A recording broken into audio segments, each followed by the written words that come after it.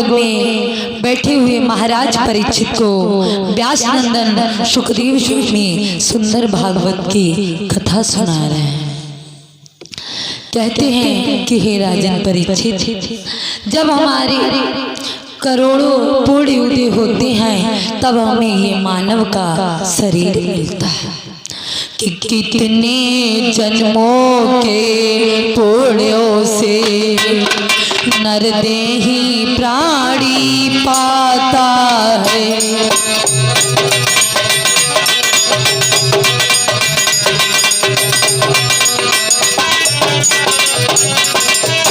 कि कितने जन्मों के पुण्यों से नरदेही प्राणी पाता है। फिर बाधा करके राम भजन का ये जीव जगत में आता है।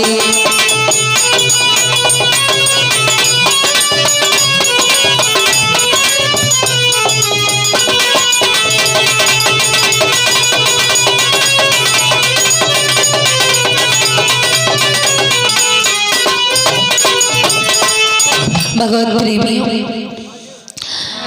फिर वादा करके राम भजन का ये जीव जगत में आता है।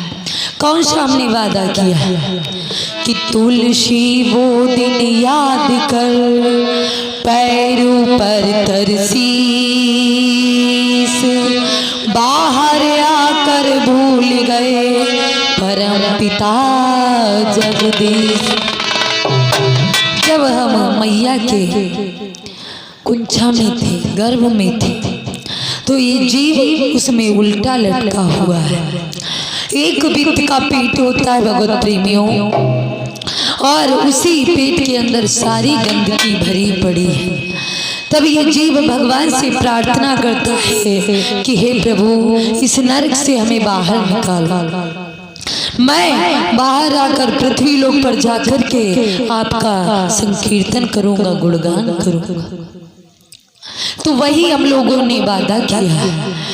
कहने लगे फिर नहीं आफत, फिर तीनों देवताओं को फिर इकट्ठा किया गया। तो सभी सोच रहे हैं कि गंगा जी को कैसे निकाला जाए, कैसे बाहर लाया जाए। अगर वमन करते उल्टी करते तब भी गंगा जी अपवित्र हो जाएंगे। तो भगवत प्रेमियों, जन्म जी की जांघ को फाड़ करके गंगा जी को निकाला गया।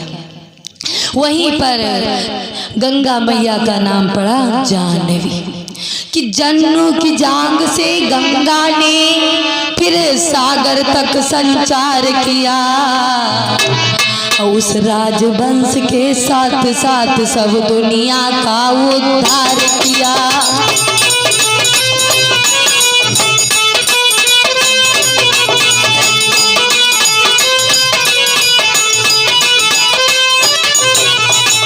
जन्म की जांग से गंगा ने फिर सागर तक संचार किया।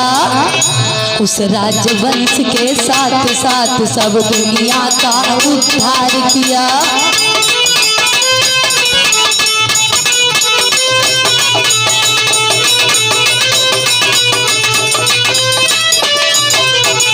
भगवत प्रेमियों, गंगा मैया ने पाताल में जाकर के जो राजा शंकर के 60,000 पुत्र थे उनका उद्धार किया, कल्याण किया। और आज भी हम लोगों का कल्याण कर रहे हैं, और ऐसे ही सबका कल्याण करती रहे। प्रेम से बोलो गंगा मैया की। इस प्रकार भगवत प्रेमियों गंगा जी पृथ्वी लोक पर आई। प्रेम से बोलो जानवी मैया की।